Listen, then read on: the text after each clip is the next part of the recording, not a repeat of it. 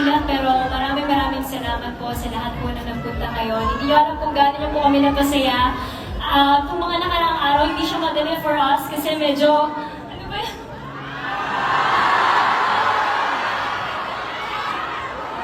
Hindi madali yung nagiging preparation namin for our concert kasabay ng mga guestings and shows namin.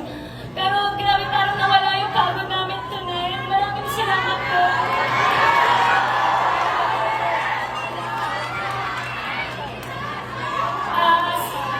Hindi na namin na-expect na mangyayari to.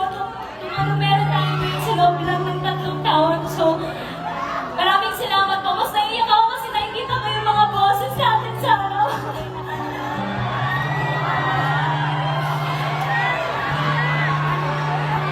Kung alam nyo lang yung pinaglaban nila for us, guys, nung dumaan yung shutdown, yung pandemic, sino ba naman kami para i-stay ng management, di ba?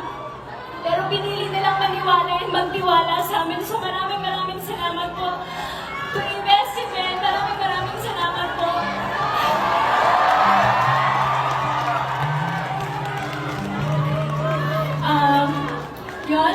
Sana mas dumami pa tayo. And panatilihin natin itong healthy environment natin, guys. Let's avoid negativity. Let's avoid comparison.